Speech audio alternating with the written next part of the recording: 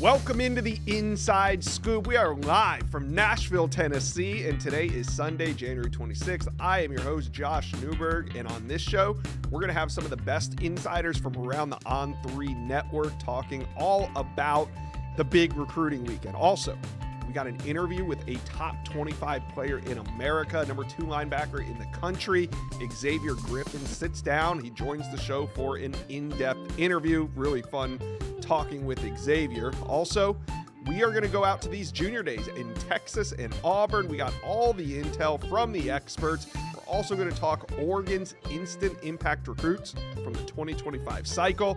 But first, let's talk about the biggest developments in the recruiting world over the past week. That's what we do on this channel, and we are back at it again with a lot of action from the weekend. But before we get going, guys, do me a favor right now. Hit subscribe to the On3 Recruits channel. I'd appreciate it. All right. So we're going to start with Ohio State locking down Jeremiah Smith and Carnell Tate. You guys know just about a week ago, last Monday, Ohio State hoists the trophy. They win the national championship. No time to celebrate because on Tuesday, they were already working on retaining some of the best players on that roster. We know, if you guys listen to this channel, there is no such thing as the transfer portal. So Ohio State top players, they were receiving some tampering, some good old tampering. Rumors were swirling because Jeremiah Smith nor Carnell Tate ever put themselves in the transfer portal. They were never expected to go to the transfer portal, but rumors continue to swirl around those two players, sounding like they were being offered a lot of money. From Pete Naco, sources have told On3 that Smith was to make at least $3 million in 2025, and that's just a starting point. So that's with Ohio State. But that did not stop other programs from coming to the table with offers that ranged from $4.5 to $5 million. Now, sources have also said that Tate was commanding over $1 million as well, but Ohio State, they had to. I mean, they did what they had to do to make sure that they hold this roster together. And, you know, hey, the market dictates what players are worth. They go out and they have a great season. They're going to get offered a ton of money, and that's just the reality of what's happening. So that 5-day transfer portal window is set to expire technically on Saturday at midnight. So we haven't seen any top players from Ohio State go in, and it looks like we've made it through. But as you know, they only have to put in their intention, and then there's like a 48-hour, unless you're Tennessee, then it's like 148 hours. But there's a 48-hour window where you can put your name in. So what I'm saying is on Monday, maybe by Tuesday morning, officially we should know if Ohio State is out of the woods in terms of any top players hitting the portal. But the news coming out of Columbus this weekend is great if you're an Ohio State fan, especially if you like to watch Jeremiah Smith and Carnell Tate. All right. The next topic I want to talk about is Ducks host number 1 wide receiver Chris Henry Jr. He is committed to Ohio State. He is saying all the right things, but he once again shows up in Eugene. And I think this is just an indication. I don't think anything major is going to take place this weekend with Chris Henry Jr. out in Eugene, but it shows you that Oregon, specifically Oregon, is not going anywhere in this recruitment. Other teams are trying to get involved, but it seems like Oregon of the bunch has the best chance at flipping maybe sometime down the road, long time down the road, Chris Henry Jr., who is solidly committed to Ohio State. But that wasn't it for Oregon. I mean, they had a bunch of number 1 players at their position, not just wide receiver. They had number 1 linebacker Tyler Atkinson on campus, number 1 athlete Brandon Arrington. He too is from California. He was on campus. And number 1 safety Blaine Bradford was also on campus. So just a huge weekend for Oregon. We're going to cover it on this channel probably tomorrow on the Wilt Fong Whip Around. Next big development over the weekend was Emmanuel Ihenacho locks in his first official visit. It'll be to Georgia on May 30th. 6'6.5", 350 pounds. He's the number 2 ranked offensive lineman, the number 2 overall prospect in America from Baltimore, Maryland. And this is likely going to be his first official visit. I think he'll take more in June, but locking in that Georgia date is significant because the Dogs, they're also heavily involved in number 1 offensive tackle Jackson Cantwell. So you got number 1 offensive tackle Cantwell, number 2 offensive tackle Ihenacho locking in these visits. I think it's a great sign for the Dogs. I mean, maybe they'll land both. I think the odds are better that they land one of the two, but there's competition from everywhere. UF, Auburn, LSU, Texas A&M, they're just some of the teams that are involved in Iheanacho. All right, the last topic I want to talk about is Tennessee building around Nico Iamaleava. Now, Notre Dame offensive lineman this week, Sam Pendleton, he committed to the Vols following an official visit to Tennessee on Thursday. They were not letting the 6'4", 310-pound guard out of Knoxville without committing to the program, and for good reason. He's going to come in and compete for a starting job on that interior of the Tennessee offensive line that lost 2 starting guards from the program. So this is big because Pendleton started the first 7 games of the season at left guard for Notre Dame in 2024. He was replaced when an injured starter made his return, but there's a lot of confidence that he's going to come in and bolster this offensive line. I think we'll see Tennessee continue to utilize the portal after spring practice. I don't think they're done, maybe not even done at offensive line, which is a really good sign for Tennessee fans. And you can tell that this staff is continuing to build around quarterback Nico Iamaleava. This is Tennessee's 4th edition from the transfer portal, but probably not the last. All right, guys, what do you guys think about the biggest developments from the weekend? Maybe I missed one, but I think these are pretty big. How are Ohio State fans feeling right now about the retention of this roster? You guys talk to me. Let me know. Comment section below. Let's talk some Auburn recruiting as the Tigers held a massive junior day event on Saturday. Big day on the Plains. Players met with the coaching staff. They toured the facilities. They also got to watch that Auburn win over Tennessee in hoops. So today on this video, we got insider Jeffrey Lee from Auburn Live. He's going to take us behind the scenes of all the action from Saturday. So before we get going, guys, do me a favor, Auburn fans, hit subscribe to the On3 Recruits channel.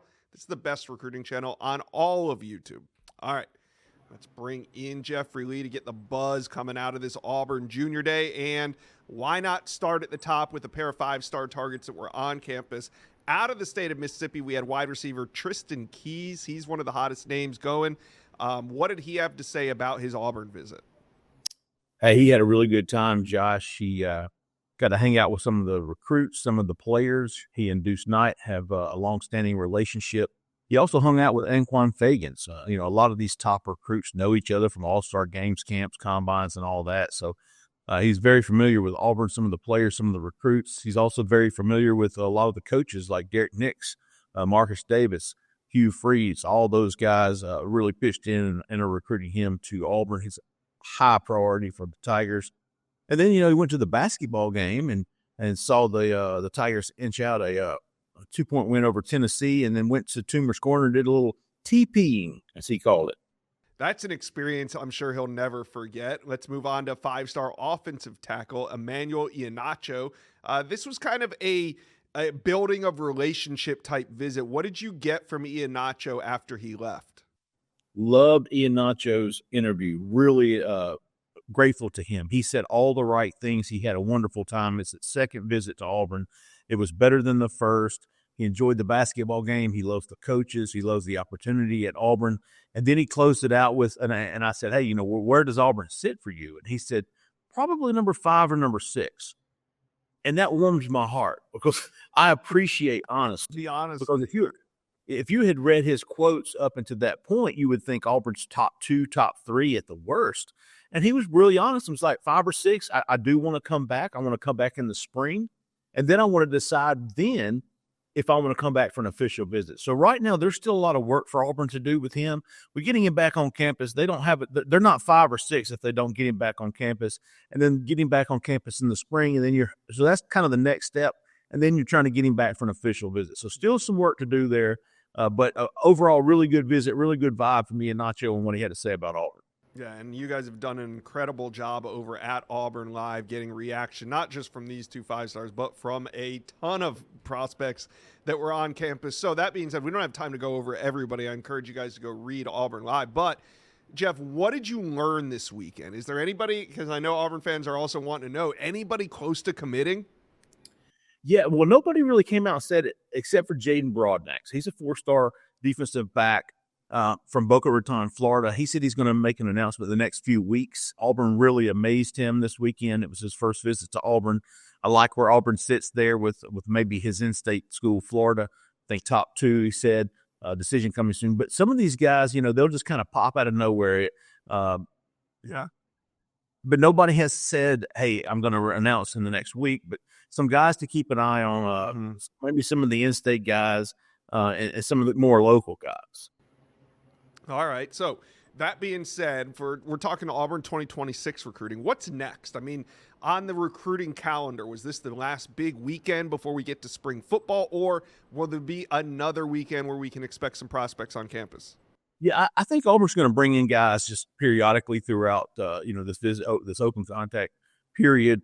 Caden Protro is a tight end who wasn't able to make it on Saturday, but I expect him to maybe make it next weekend. Same for Marquez Daniel, the 4-star wide receiver from Tuskegee. Same for Jacquez Wilkes, the 4-star linebacker from Wadley. So there are some guys who weren't able to make it on Saturday, but Auburn's going to try to get them back, get some more one-on-one time with those guys before spring practice begins.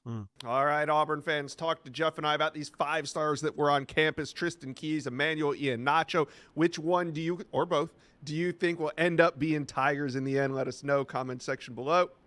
Let's talk some Texas Longhorn recruiting coming off a big Junior Day weekend in Austin. We got top targets on campus.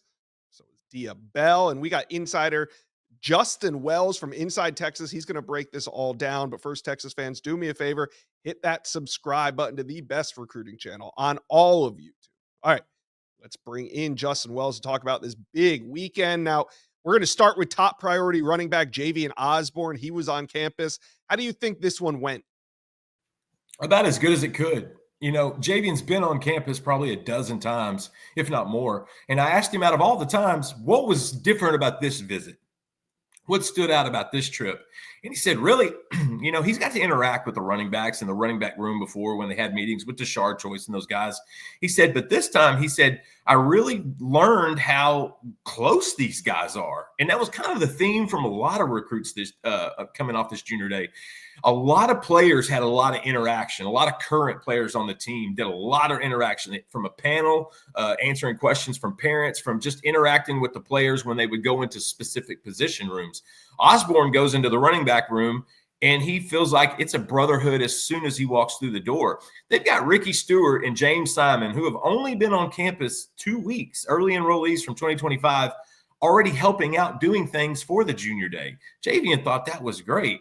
It's like everyone was aligned. Everyone was kind of on the same page, same path. And so for Osborne, that just checks another box. This recruitment's going to go a while.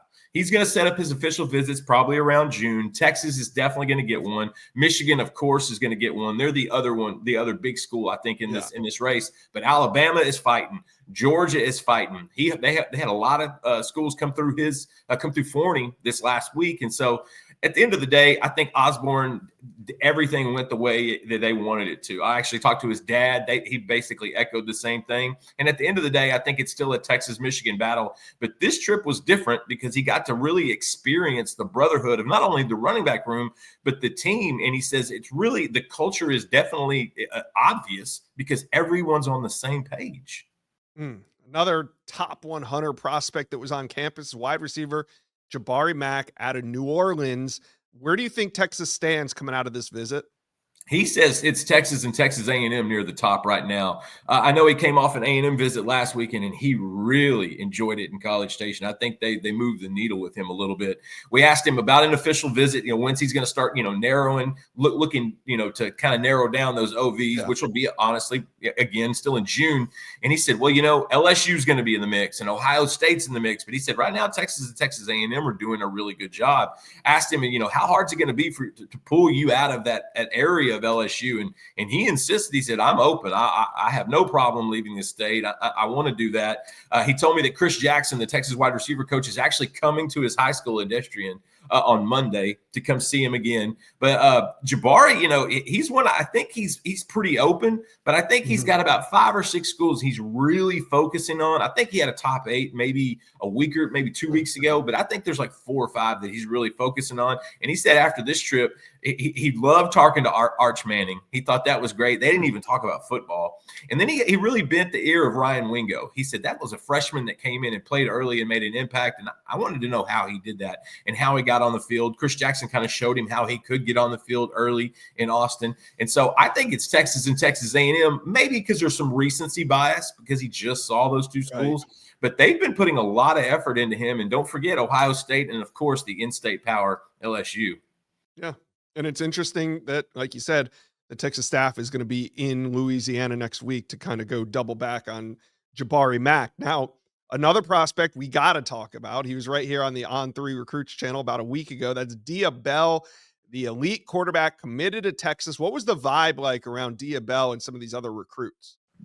Yeah, so Dia has taken on the leadership of this class role, which any natural five-star quarterback, when you jump into a class early, that's what you do. I talked to Dia a couple weeks ago before he made this trip, and it was his main goal was to start building, start connecting, start making these relationships. He's already built, connections with John Turntine and Javian Osborne and Caden Finley and Jabari Mack and those guys. But this time he got an opportunity to see almost every single major offensive line target in the 2026 cycle. He took pictures with each one individually. He connected with each one. This was his opportunity to really lay a foundation to start building out this class. It reminded me of Arch Manning's recruitment when he had come in and Texas brought in like the top 6 offensive linemen on the big board, 5 of which I believe signed and are playing at Texas right now. And so I think it's unique that Kyle Flood and Sark and these guys are strategic in the manner that, hey, when you've got your big time quarterback, why don't you show him who's going to be protecting him for the next 3 or 4 years when he gets on campus? Dia's an early enrollee. He'll be in Austin playing in less than 12 months. And he's still coming off of he's still rehabbing his injury. And so I know he's looking to get full strength there. But really, it was just to lay the foundation with a lot of guys, build relationships with those guys to let them know how much they need him, how great Austin can be. To me, he said, look, Austin's home. Now I got to convince other guys it's home for them too. All right. You guys do an incredible job at Inside Texas covering weekends like these. So I implore you guys to go check that out because we can't just cover it all on this video. I want to wrap it up with this. Justin, what else did you learn this weekend from Junior Day? Anyone you think could be close to committing? Inside Scoop listeners, let's talk Prize Picks. And here's what I want to do. I want to give you $50. How's that going to happen? Well, if you play $5 in lineups, after that play, whether you win or lose, you're going to have $50 in your account. All you have to do is play $5 in lineups. All right. So this week with the NFL playoffs coming, I am thinking about Josh Allen, Patrick Mahomes on the more than passing yards, but also like Jalen Hurts, Saquon Barkley. What are you guys playing this weekend with the NFL playoffs coming? Now, Prize Picks. We love Prize Picks because of the easy withdrawals, easy gameplay, and an enormous selection of players and stat types. That is what makes Prize Picks the number one daily fantasy sports app. So here's what we're going to do to get that 50. Go to prizepicks.com/inside scoop. Promo code Inside Scoop to receive a guaranteed 50 once you play $5 in lineups. That's Prize Picks, daily fantasy sports made easy. Yeah, I think how Sark operates on a very slow pace. It's the polar opposite of Mac Brown. Mac Brown wanted class. He wanted you committed right after an offer. He wanted his whole class done before they started the season in August. Right. I mean, that was Mac. Sark's complete opposite. So he takes his time. I think in this cycle, they're going to take even more time. They're coming off back-to-back college football playoff semifinal appearances. They're coming off playing in the SEC championship, a 13-win season, another top 5 finish, a number 1 recruiting class in 2025 on campus. 20 of 24, 23 are already on campus enrolled in workouts right now. And so I think the thing for me was they're going to be very judicious. They're going to be picky.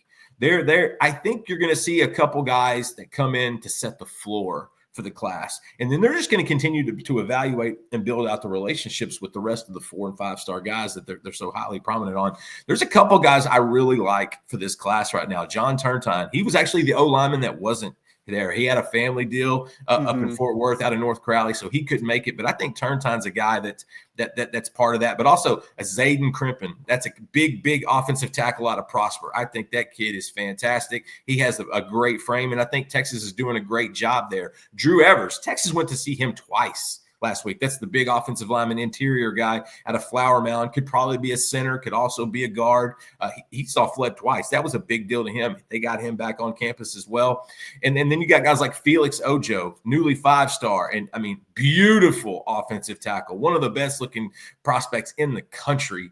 That's another guy. And listen, whatever they're selling, he's buying, because Texas is doing a tremendous job in kind of separating, I feel like, from that. And so I think at the end of the day, what Texas did was they integrated the players much more this time than they have in the past, because I had a lot of recruits tell me, coaches can tell me one thing, staffers can tell me stuff, but when I hear it from players on the ground, when I hear it from the guys in the locker room, it means a little more, because I know they're the guys that are actually living out what I want to be doing.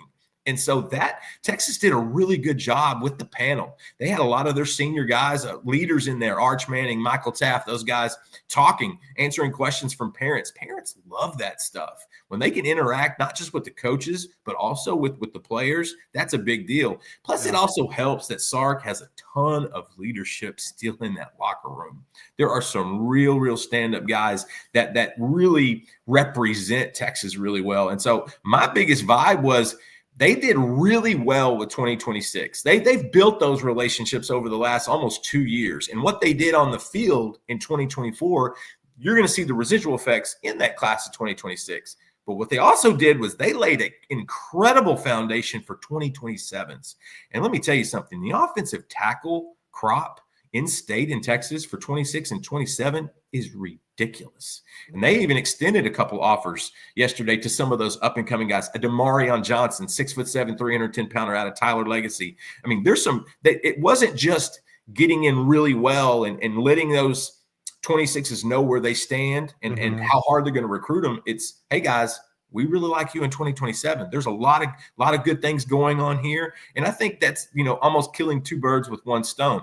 And that's the beauty of Sark and this recruiting staff. They're strategic. They do things smart. And at the end of the day, Texas fans always want to know who's going to commit, who's coming out of junior day. Well, they're not pushing for anybody to commit. There's no one they're going to push. They want to evaluate. They want to take their time. When everybody's rushing to get guys in the spring or rushing to get guys committed after official visits, Texas is just going to hang back and go, look, we'll get serious in November. We'll let you know what's going on in early December. That's how they closed out this number 1 2025 class, and I think that's going to be the steward for this 2026 cycle. Yeah, I mean, it is just getting started. Texas fans, talk to Justin and I. How you guys feeling after this big junior day? Guys like Xavier Osborne, Jabari Mack, some others. Who do you think could be the next Texas commitment? Let us know. Comment section below.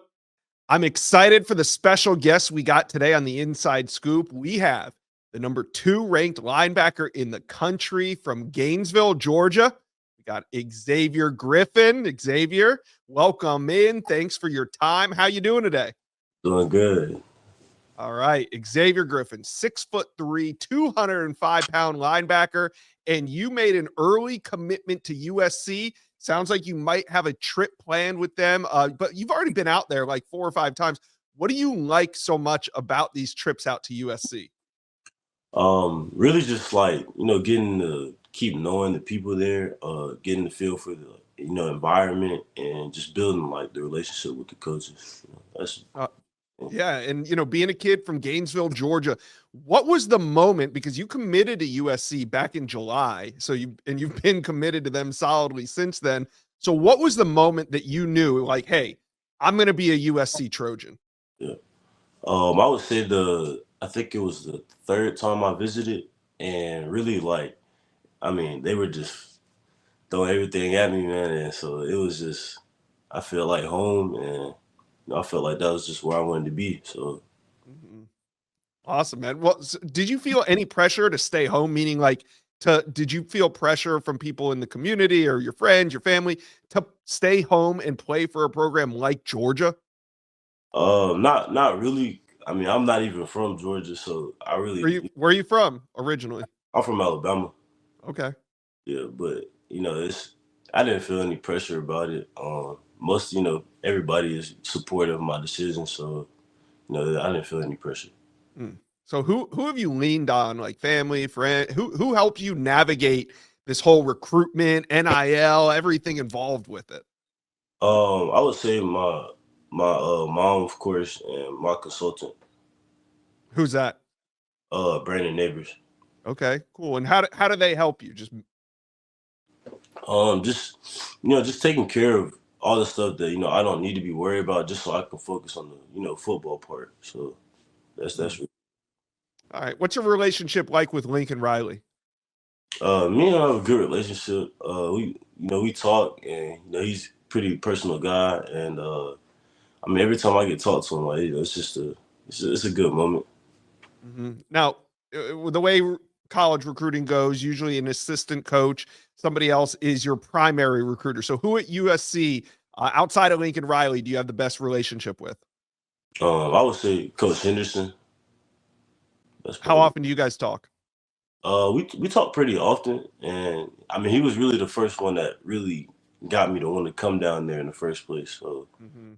me All and right, him. cool. Have you had a chance to speak with Rob Ryan, who was just hired as defensive coordinator and linebackers coach? No, I haven't talked to him yet. Have you looked up anything on? I mean, he has a huge resume. Have you Yes. seen anything on him? Yeah, I've seen like the places he's coached at, coming from the NFL and stuff. But I haven't like done that much research about him. All right. You visited USC a couple times in the fall. You were there for some games, right? Which game stood out to you? Um, I would say the Nebraska game, just Yeah, 'cause, why is that? I mean they fought hard that game, and coming out, and I think they had got to pick the last drive to win it, and I mean it was just a good game to watch. All right. So, what's your plans now as far as visiting USC? How many times do you want to get out there between now and the start of the season? Really just as much as I can. Really just keep building that relationship. I mean I don't really have a number or nothing, but just as much as I can. All right. What schools do you still hear from besides USC? I still hear from schools like Florida State, Alabama, Tennessee, Georgia. Those are just some of them. Yeah. So talk about a little bit about Alabama, a little bit about Florida State. First of all, Alabama, that's where you're from. What's your relationship like with that coaching staff? I have a pretty good relationship with them. Coach C. Rob is really the main one, and every time I talk to him, it's genuine. And I mean, he told me before I even committed, he was like, no matter where you go, he want to keep that relationship, and he's I mean, he's held up to it. I mean, because we still talk. And he knows, I'm still fully committed, but we can still talk and have conversations. Right. And recently you visited Florida State. What do you like about the Seminoles, and what has attracted you to visiting them? Uh, really just like I kind of wanted to see like the new staff they brought in, and the new scheme that they're running, and Coach Norvell, he's a good coach, and every time I talk to him, it's good things. He's never changed, and that's really it. All right, cool. So when do you plan on scheduling your official visits? I'm not sure yet. All right. Do you know of any schools that you want to visit officially? Uh, no, not set in other than USC. Okay, cool. So watching your film, it looks like you're a monster off the edge. You also play a little in the middle. What position do you see yourself playing on the college level? I really see myself playing both. I mean, most of course, like when I talk to USC, like they want to play me at, Mike, Will on the edge. So like just being able to pretty much do what I do now is really what I want to do. Yeah. Where do you feel most comfortable though? Because man, just watching your film, I'm like, he could really do either. But do you feel more comfortable one over the other? No, I feel good at both positions. All right. What are you doing this off season? Anything you're working on specifically? Really just I'm focused on getting bigger and stronger. Not too much on like gaining weight, but just building muscle mass. That's big, and just working on my craft. Yeah. You play any other sports or do anything outside of football? I play basketball. Okay. So you're in basketball season now? Yes, sir. How you guys doing? We're doing pretty good. We 14-6 right now and we second in the region. That's not bad. What position do you play? I play 4 and 5. Okay. All right. Well, what are your goals for your senior season? Win state. Win state. There you have it. The number 2 linebacker in America, Xavier Griffin, committed to USC. Thank you for dropping by today on the Inside Scoop. Yes, sir. Thank you. Let's talk some Oregon Ducks recruiting. We're only about 2 weeks from the final signing period of the 2025 cycle. Ducks are sitting in the 5 spot. It has been a roller coaster of a cycle for the Ducks. But in this video, we're talking instant impact recruits that are going to make an impact in 2025. I got On3 national scout Cody Belair on this one. We're going to break it all down. But first, Duck fans, do me a favor right now and hit that subscribe button for me. All right. Let's get into it. Bring on Cody Belair. Cody, loaded class, top to bottom here for the Oregon Ducks. Dan Lanning and his staff did another knockout job in this cycle. So we're here to talk impact recruits. Give me who you think is going to make a major impact right when they step on campus on both offense and defense. Yeah, Josh, this should come as no surprise. But yes, I think the number 1 receiver in the 2025 cycle is going to be a baller next year. And yes, of course, I'm talking about DeCorian Moore. The 5-star plus out of Duncanville High School is arguably the most surefire pass catcher in this class. And we've seen that for years now as he's made circus catch after circus catch during his high school career. But it's not just his ability at the catch point that makes him special. It's his movements before and after the catch that make you say, wow, when you turn on the tape. His balance and body control and the way he runs his routes is phenomenal. And the explosiveness and the ability to finish with the ball in his hands makes him a threat to truly score every time he touches the ball. And with Tez Johnson and Trayshawn Holden moving on to the NFL, there's going to be some targets to go around, and I expect DeCorian Moore to receive a good chunk of those next season.